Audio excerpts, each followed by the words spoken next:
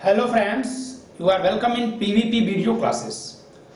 I am Pankaj Kumar Tripathi going to present a 10th video on the provisions of Muslim law. In this lecture we will discuss about the provisions of Muslim law on वक्फ. मित्रों, मुस्लिम विधि पर यह 18वें video है और इसमें हम लोग वक्फ पर चर्चा करेंगे. मुस्लिम विधि के अधीन वक्फ क्या है. For making the study on waqf easy, I have classified the study matters in 1, 2, 3, 4, 5 and 6 groups. Definition of waqf. Waqf is not a trust, it means differentiation between waqf and trust. Essential elements of waqf. Formalities for creation of waqf. Mutawalli and beneficiaries. Now we will discuss one by one.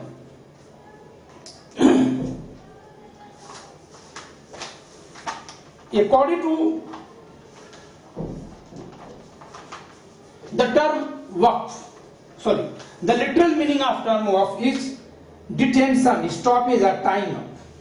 वक्फ का शाब्दिक अर्थ है किसी वस्तु को रोकना या बांधना.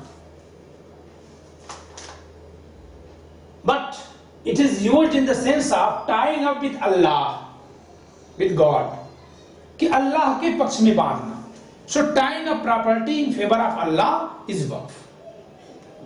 अल्लाह के पक्ष में संपत्ति को बांध देना ये वक्फ है. Okay? It is waqf is the detention of a specific thing in the ownership and devoting its profit to charity. The two elements of waqf are that the right of the owner continues and that its effects is to be devoted to some charitable or pious purposes. इसकी परिभाषा क्या है कि इसका स्वामित्व जो है चला जाता है अल्लाह में. किसका? संपत्ति का. और संपत्ति का प्रयोग धार्मिक या खैराती प्रयोजनों के लिए होता है. Okay?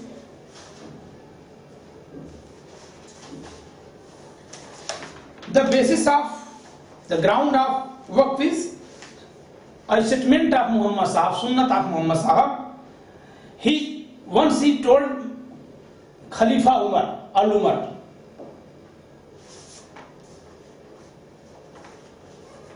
to detain his property and serve its profit for the welfare of the human being, then your property will be free from sale, gift and succession. उन्होंने कहा कि तुम अपनी संपत्ति को अल्लाह के लिए बांध दो और इसके लाभांश को, इसके लाभ को मानव मात्र के कल्याणकारी कार्य के लिए समर्पित कर दो और तब इस संपत्ति का न तो विक्रय, न दान और न उत्तराधिकार हो सकेगा. Then there would be no sale, exchange, transfer or succession of the property.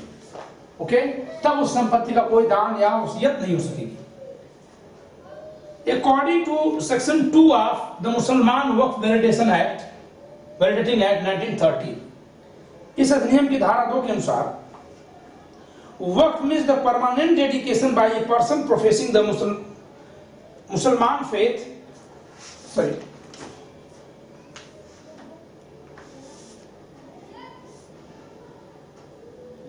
Waqf means the permanent dedication by a person professing the Islam faith of any property for any purpose recognized by Muslim law as religious, pious or charitable. इस अधिनियम की धारा 2 के अनुसार वक्फ का अर्थ है इस्लाम धर्म में आस्थावान किसी व्यक्ति द्वारा किया गया किसी भी संपत्ति का एक ऐसा अस्थायी समर्पण, परमानेंट डेडिकेशन, अस्थायी समर्पण जो किसी ऐसे उद्देश्य की पूर्ति के लिए किया गया हो जो मुस्लिम विधि के अंतर्गत धार्मिक, पुण्यशील या खैराती कार्य के रूप में मान्य हो. आमिर अली के अनुसार वक्फ एक ऐसा धार्मिक कार्य है जिससे किसी वस्तु की काय तो बंध जाती है किंतु इसका लाभांश स्वतंत्र छोड़ दिया जाता है.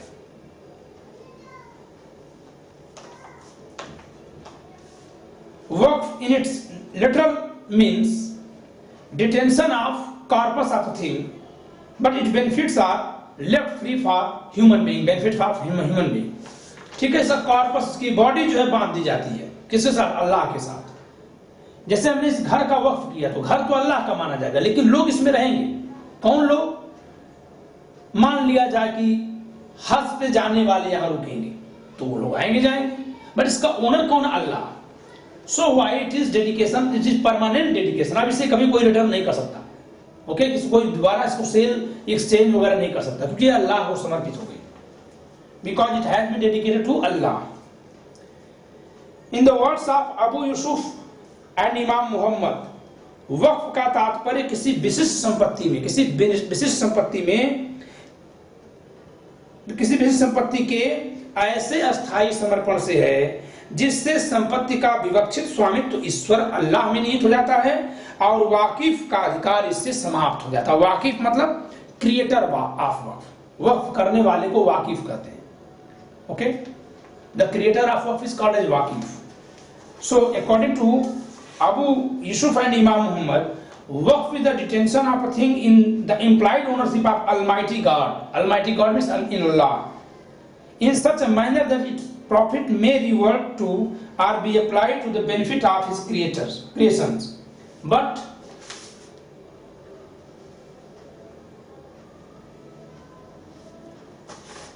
Waqif, creator, will have no right in the property. Okay?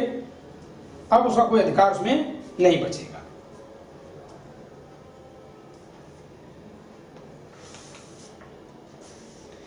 इस प्रकार वक्फ के लक्षण क्या क्या है? What are symptoms characteristics of Waqf?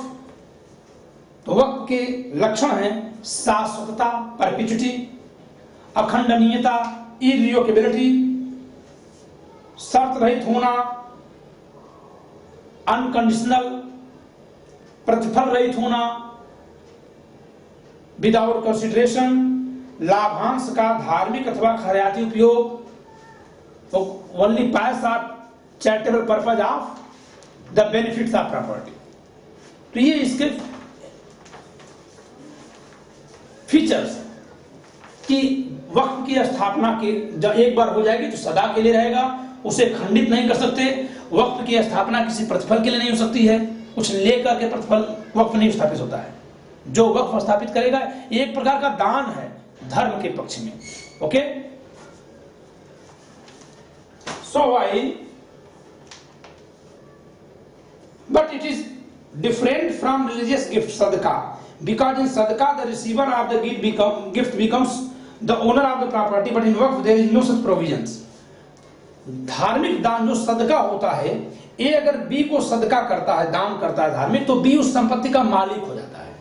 But अगर ए वक्फ करता है तो चाहे भले बी के ही फायदे के लिए हो, बट बी मालिक नहीं बनेगा।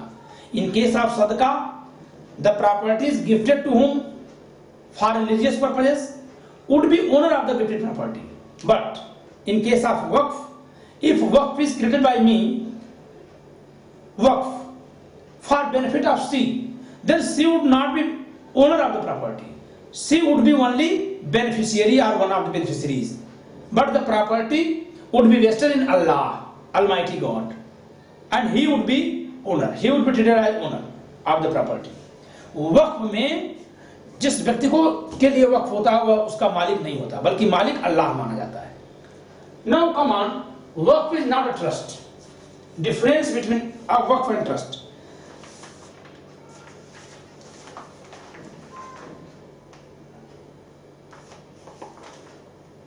The first difference is based on object of both. The object of Waqf is only pious or charitable. वक्फ का उद्देश्य केवल धार्मिक या खैराती होता है, but while trust may be created for any object, any lawful object. Trust जो है किसी भी विधिपूर्ण उद्देश्य के लिए स्थापित हो सकता है।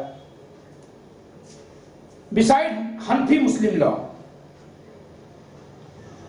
in no Muslim law, creator of waqf, waqif, can reserve his own right in the subject matter of waqf, the property of waqf.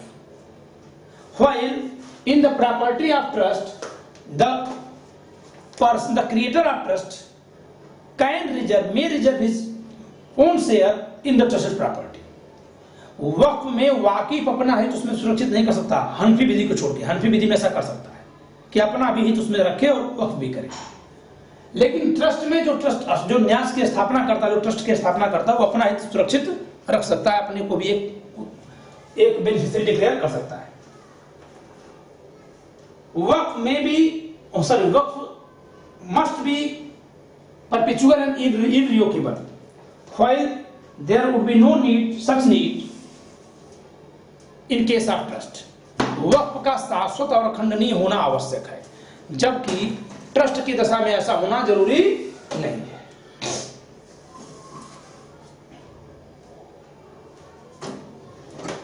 In case of trust, ownership may be transferred in favor of trustee, but no ownership can be transferred in favor of मुतवल्ली in case of Waqf.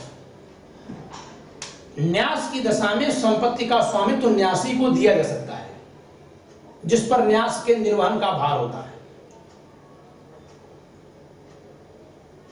Who is liable for execution of trust? The trustee. So ownership of trust may be vested in trustee,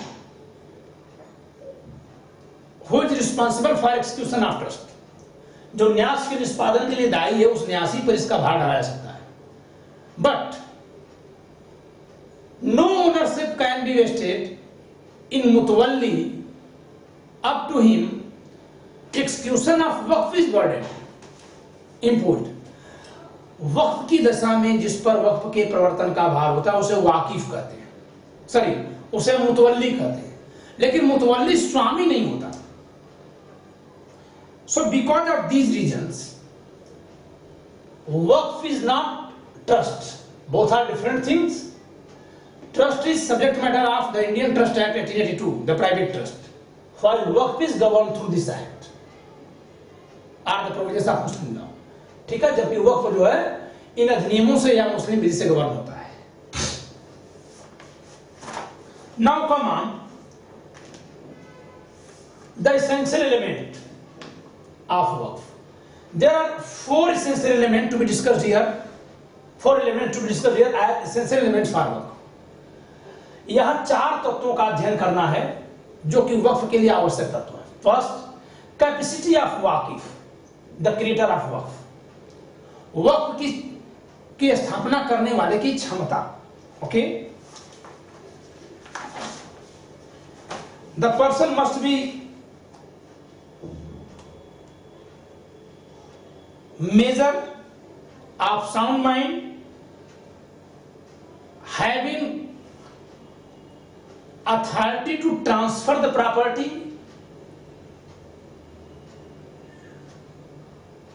and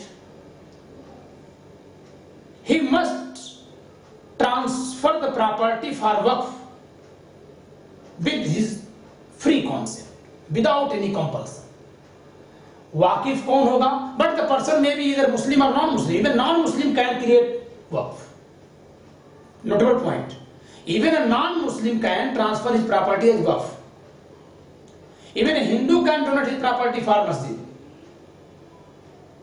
okay, तो वक्फ के लिए वाकिफ का सक्षम होना जरूरी है, और वाकिफ की सक्षमता में उसका मुसलमान होना अनिवार्य नहीं है, बल्कि बस उसका वयस्क, स्वस्थ चित्र, स्वतंत्र सम्मति वाला और संपत्ति के अंतरण का हकदार होना जरूरी है।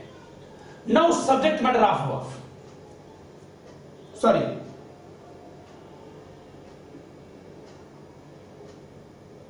but in case of, there is a case, a non-Muslim for creating वक्फ, गैर मुसलमान अगर वक्फ की स्थापना करेगा तो किस लिए नहीं कर सकेगा? इन केस ऑफ मुसम्मात मुंदरी वर्सेस सुंदर, इन केस ऑफ मुसम्मात मुंदरी versus Sundar 1963, it has been held by High Court Patna High Court, that a non-Muslim can create waqf but only for charitable purpose, not for religious purpose। It means Hindu cannot waqf his property for masjid or imambara etc। Hindu मस्जिद वगैरह के लिए संपत्ति अपनी वक्फ नहीं कर सकता, charitable purpose के लिए कर सकता है। केवल खैराती पर्पज के लिए अपनी संपत्ति को, लाइक मदरसा खोलने के लिए कर सकता है, okay, but not for religious purpose. कोई गैर मुस्लिम जो है, कोई नॉन मुस्लिम जो है, वो धार्मिक प्रयोजन के लिए वक्फ नहीं कर सकता, खैराती प्रयोजन के लिए कर सकता है। It has been held by Patna high court in the case of Musamma Bido Mundri versus Sundar 1963। Now come on subject matter of waqf, वक्फ की विषय वस्तु। In waqf act 1954 it has been clearly expressly declared that any kind of property, whether movable or immovable, might be transferred for वक्फ। वक्फ अधिनियम 1954 में स्पष्टतया यह कहा गया है कि चल अचल सभी प्रकार की संपत्तियों का अंतरण वक्फ के लिए हो सकता है। Even dividend of property only, किसी संपत्ति का लाभांश भी माइट बी ट्रांसफर्ड एज वक्फ, किसी संपत्ति का केवल लाभांश भी वक्फ के लिए हो सकता है। जैसे मैंने एक कार भाड़े पे दी और जो उससे भाड़ा मिलेगा उसका मैंने वक्फ कर दिया। Rent of a car might be declared as waqf, okay, तो ऐसे भी वक्फ हो सकता है। But the following three properties have been barred to be transferred as waqf. तीन संपत्तियां हैं जिन पर वक्फ नहीं हो सकता, जो वक्फ नहीं है। अनपेड मेहर, अदत्त मेहर, ऐसा मेहर जिसका भुगतान अभी न होगा। Right to recovery of an unsecured डेब्ट, अप्रतिभूत ऋण के वसूली का अधिकार। Right to recovery of secured डेब्ट with possession, by way of possession. किसी सकब्जा बंधकदार का अधिकार, यानी कि कब्जा में रह के वो अपनी बंधकी संपत्ति को वसूलेगा, ये अधिकार का मोचन वक्फ नहीं हो सकता। तो सकब्जा बंधकदार के अधिकारों का मोचन नहीं हो सकता। Right of mortgagee of usufructuary mortgage, भोग बंधक के बंधकदार के अधिकार का वक्फ नहीं हो सकता, ओके।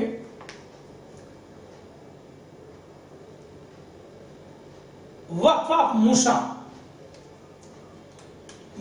वक्फ ऑफ मूसा,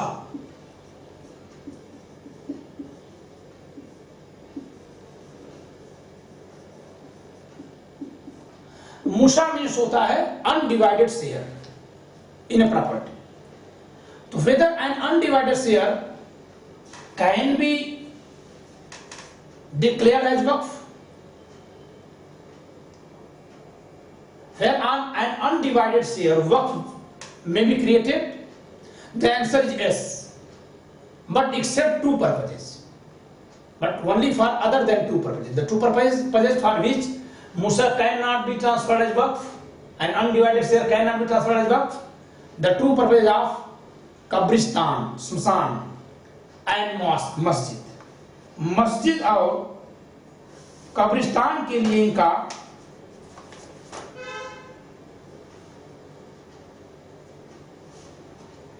मस्जिद और कब्रिस्तान के लिए इनका जो है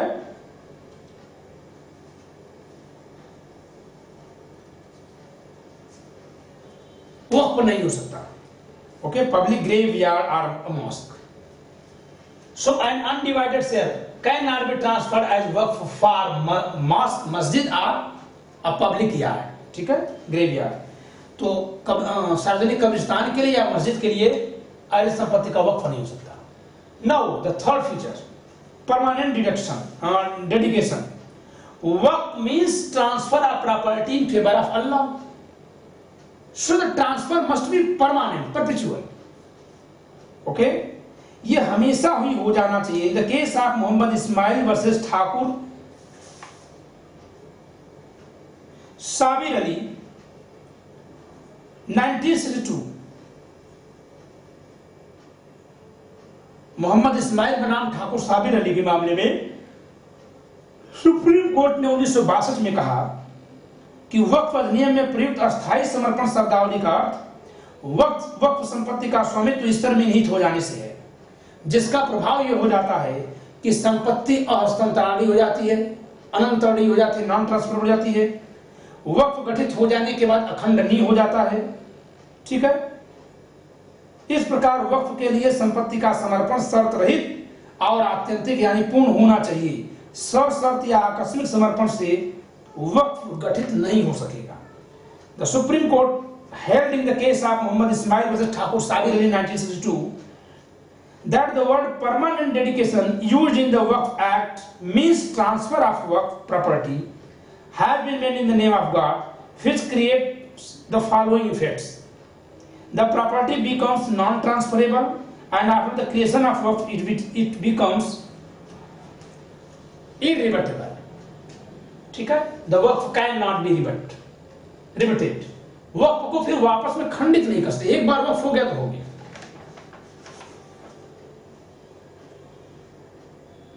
For dedication of a property for waqf, it should be without condition and absolute.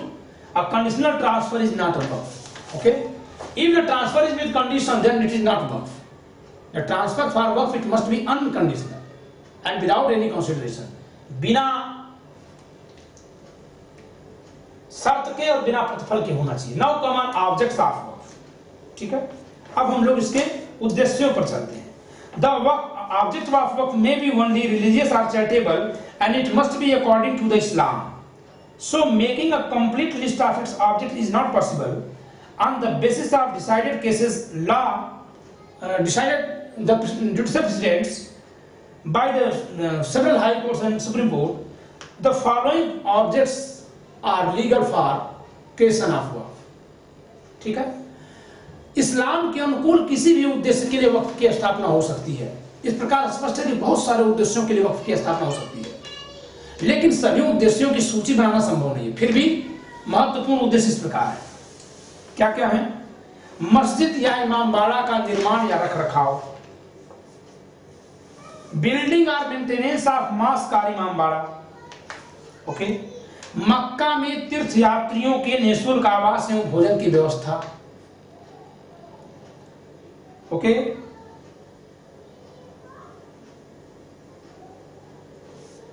Establishment and settlement of free heritage, free accommodation, fooding and lodging for pilgrimage of Mecca. Mecca के लिए फॉर हज pilgrims, जो हज यात्री उनके लिए मुफ्त में भोजन आवास की व्यवस्था। ओके, किसी मान्य पीर या फकीर के मकबरे का निर्माण,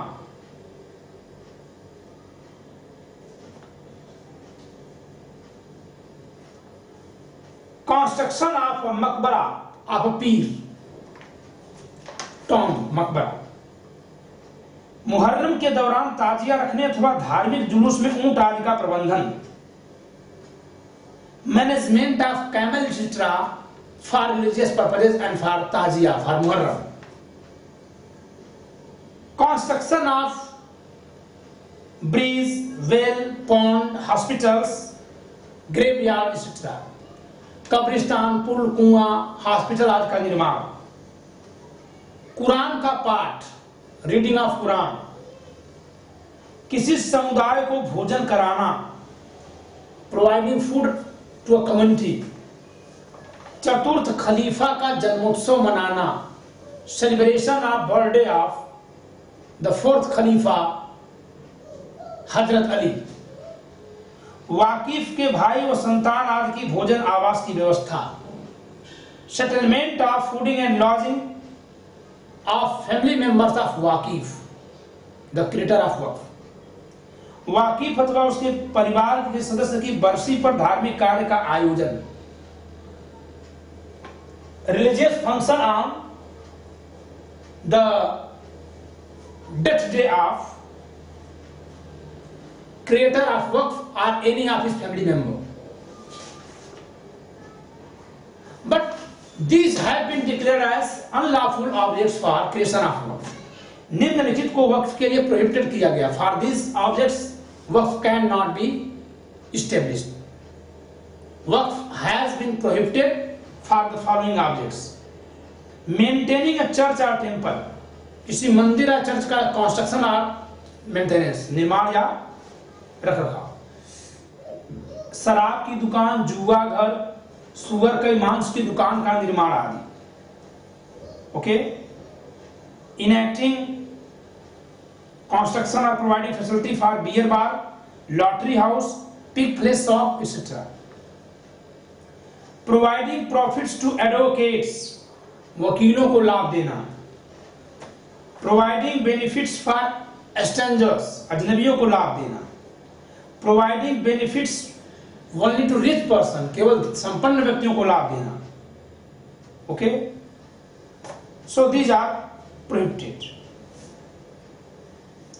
If the object of waqf is partially valid and partially invalid, but both can be separated, then for valid object the waqf is lawful, but for invalid object it is void. But if valid object cannot be separated from invalid object, then whole waqf is void. जबकि किसी वक्फ का उद्देश्य अंशतः वैध और अंशतः अवैध है और दोनों उद्देश्य अलग अलग किए जा सकते हैं, तो पूरा वक्फ जो है वैध उद्देश्य के लिए माना जाएगा और अवैध उद्देश्य के लिए किया गया वक्फ शून्य होगा. लेकिन यदि वक्फ के उद्देश्यों का सेपरेशन संभव नहीं है तो पूरा वक्फ ही शून्य माना जाएगा. Now come on the formalities of required for creation of waqf. Okay, न्यास की वक्फ की स्थापना के लिए औपचारिकताएं क्या क्या हैं? Okay, so the formalities are, there's no formality prescribed to create for creation of waqf. किसी फॉर्मेलिटी की जरूरत नहीं है. It might be created by oral or written expression of intention to create waqf.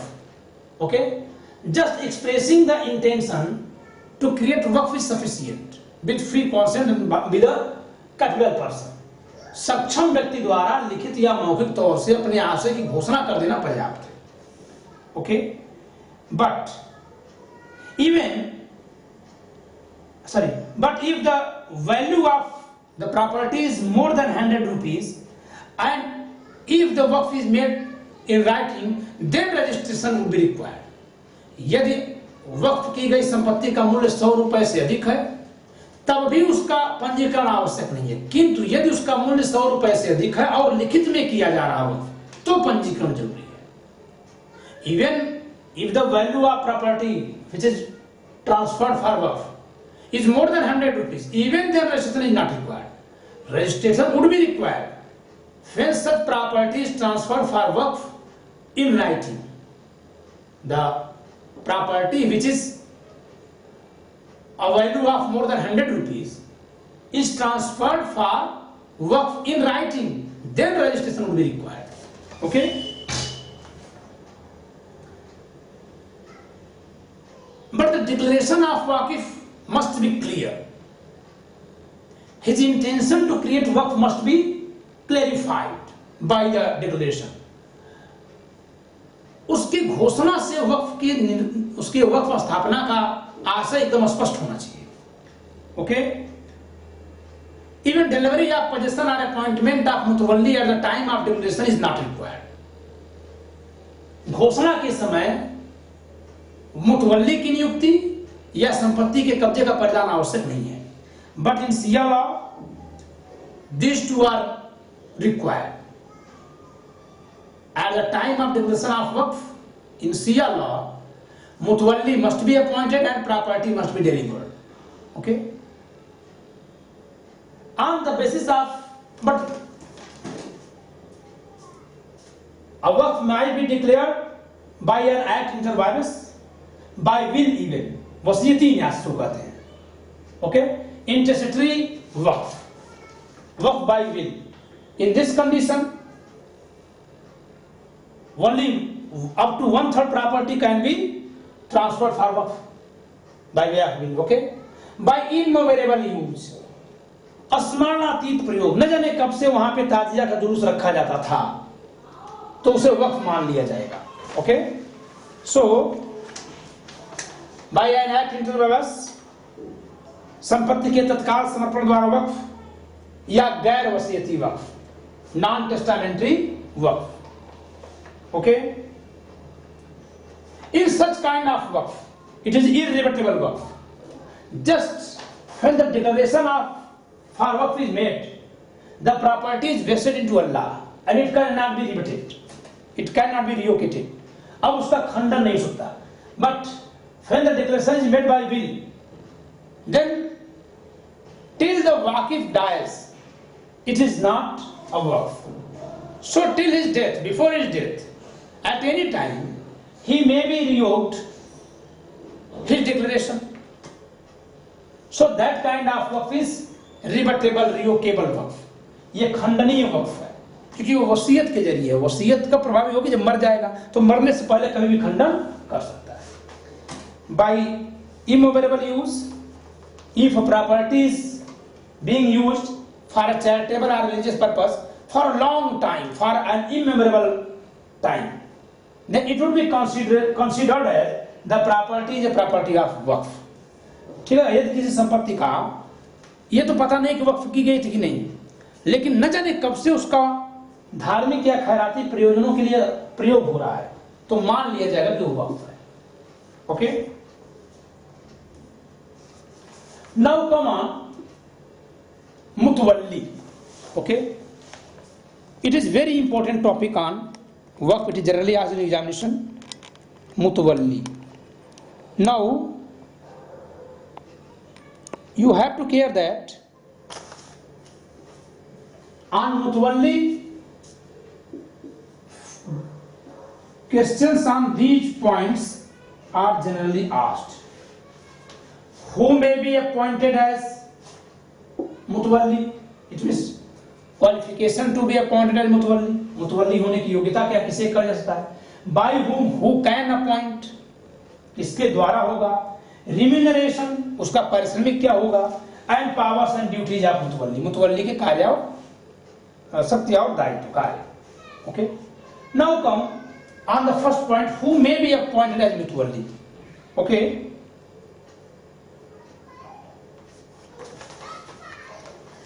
Any person of sound mind, whether male or female, even he, Muslim or non-Muslim, might be appointed as Mutawalli. But, and even where the office of Mutawalli is hereditary, then even a minor may be appointed as Mutawalli. यदि कहीं मुतवल्ली का पद पैतृक बन गया है तो वहां उस खानदान का अवयस्क बच्चा या अवयस्क लड़की भी मुतवल्ली हो सकेगी. यानी मुतवल्ली कोई कोई मुस्लिम, गैर मुस्लिम, पुरुष या महिला, यहां तक कि जहां पैतृक पद है वहां अवयस्क भी मुतवल्ली नियुक्त हो सकता है. But for religious purposes only mail Muslim can be appointed as mutawalli, but not a Muslim, neither a Muslim woman, neither a Muslim woman, nor a non-Muslim. धार्मिक प्रयोजनों के लिए यदि वक्फ की स्थापना है तो वहां केवल पुरुष मुसलमान ही वक्फ हो सकता है. कोई महिला मुसलमान या कोई अन्य गैर मुसलमान वहां वक्फ मुतवल्ली नियुक्त नहीं हो सकता. But if the religious functions might be done by another person on behalf of Mutawalli, then even a female, Muslim female, may be appointed as Mutawalli.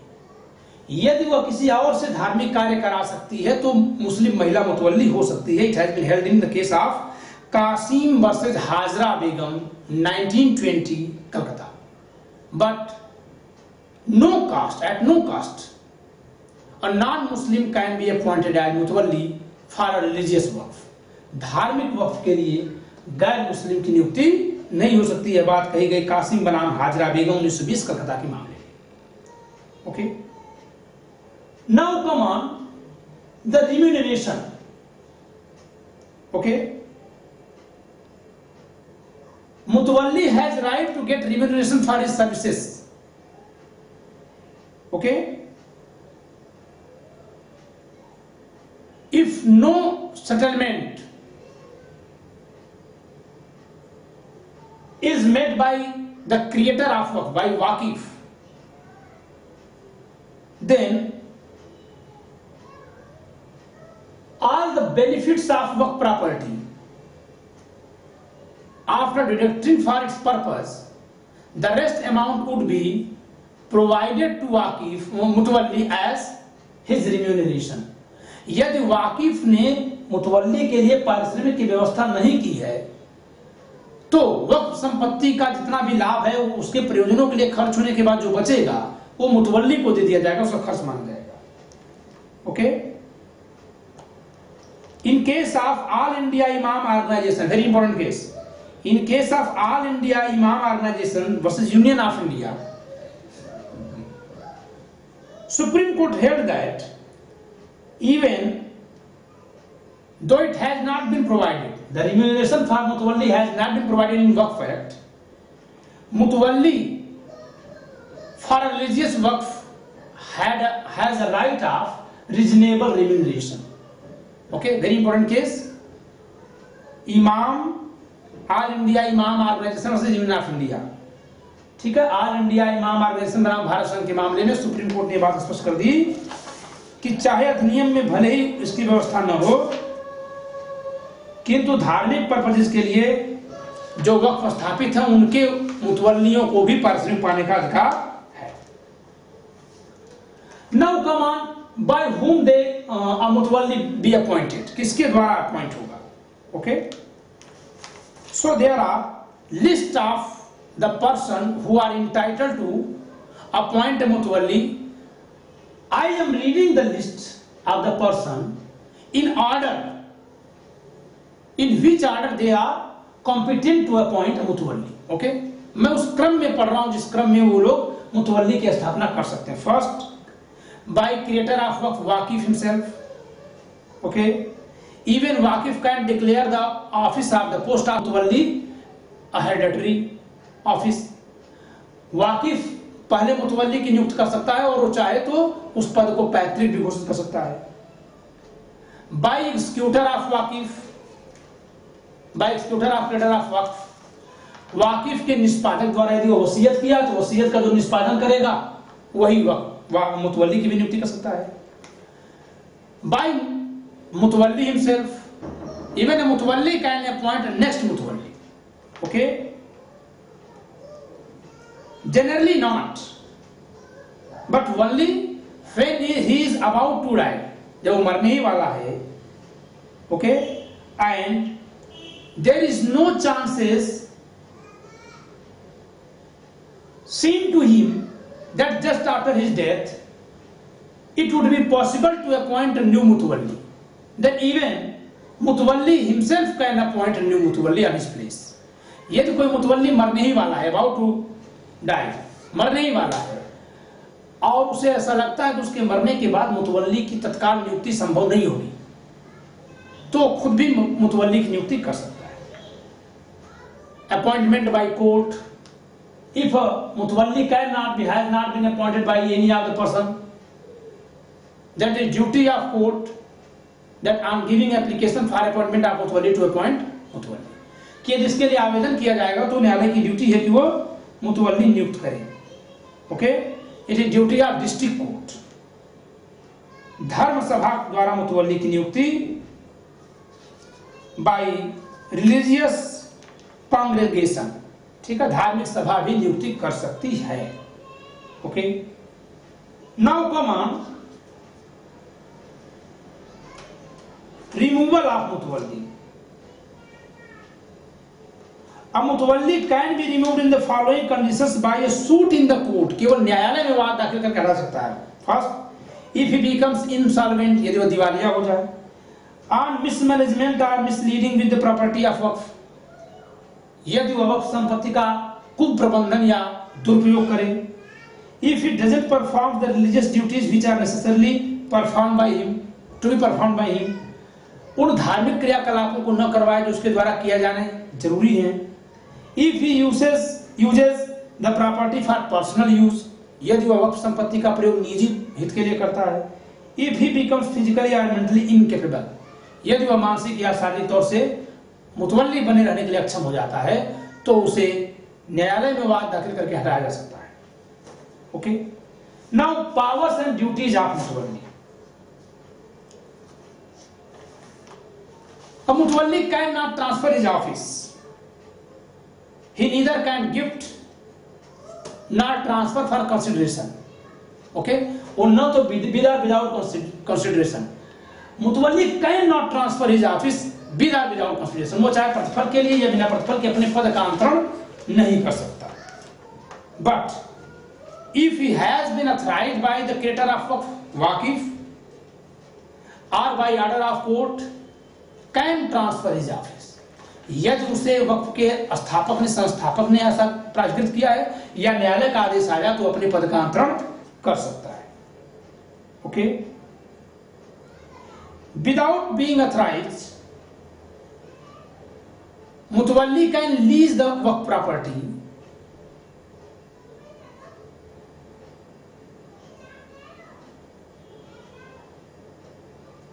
for a purpose other than the purpose of waqf, only for 1 year, and for purposes of waqf for 3 years. Okay, बिना किसी पूछ जांच के बिना किसी के आदेश के सहमति के ही मुतवल्ली जो है वक्फ संपत्ति का पट्टा कर सकता है। वक्फ से भिन्न प्रयोजनों के लिए करेगा,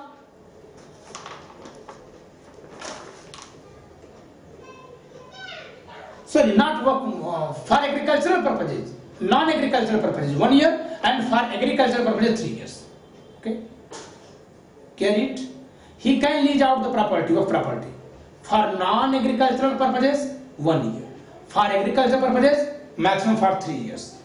But if it is transferred by way of lease for more than 1 year and 3 years, it would be voidable. The excess period of time it would be voidable but not void. वक्फ जो है वक्फ की संपत्ति को मुतवल्ली पट्टा कर सकता है गैर कृषि प्रयोजनों के लिए 1 वर्ष, कृषि प्रयोजनों के लिए 3 वर्ष। लेकिन यदि वह इससे अधिक भी पट्टा कर देता है तो उसका पट्टा शून्य नहीं बल्कि शून्य करड़ी होगा। Okay,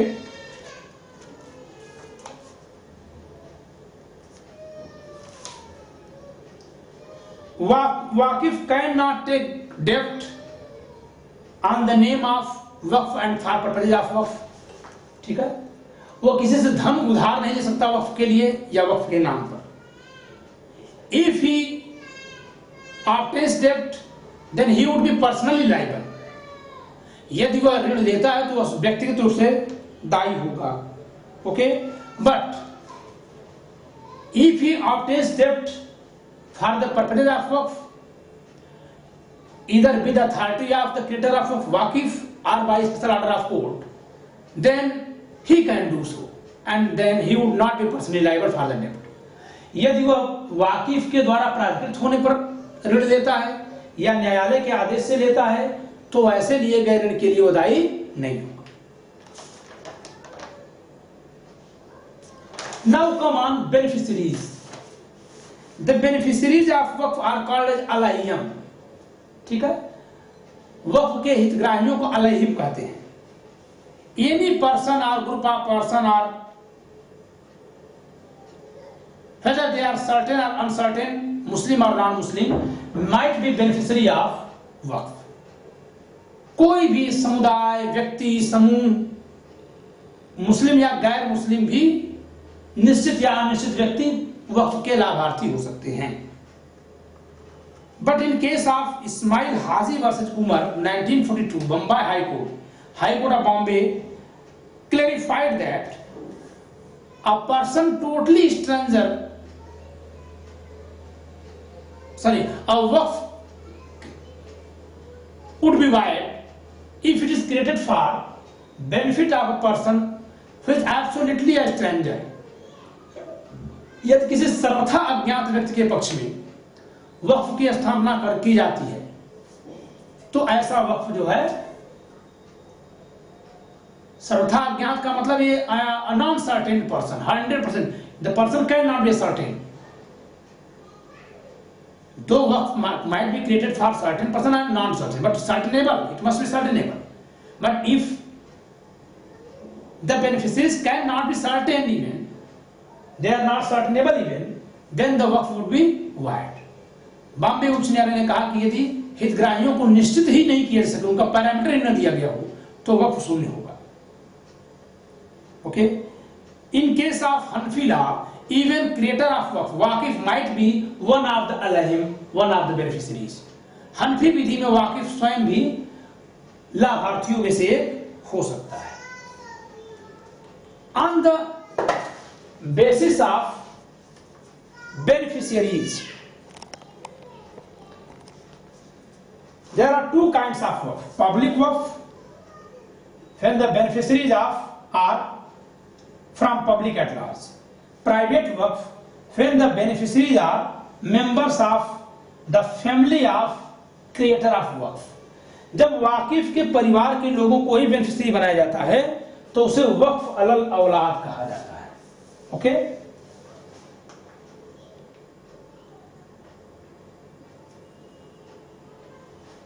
The basis of waqf alal awlad is statement of Muhammad Sahab. It means the sunnah of Muhammad Sahab. When he says, in which he says that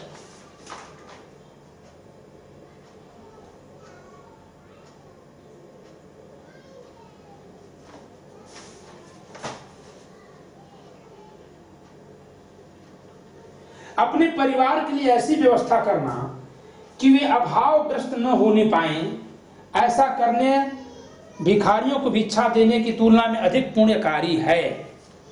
okay. Muhammad Sahib says that it is more important than giving property to beggars than to provide source of living for family members in place of leaving them meansless. उन्हें साधन विहीन छोड़ने के बजाय अपने परिवार के लोगों को सुख सुविधा देना, आवश्यकता की चीजें देना भिखारियों को भीख देने की तुलना में अधिक लाभकारी है. In case of Radha Kant Dev versus commissioner of Hindu endowments Orissa 1981, supreme court held that waqf alal aulad is ultimately is in favor of God. So after end of the family members, the property will be vested into Allah. It cannot be inherited. ठीक है.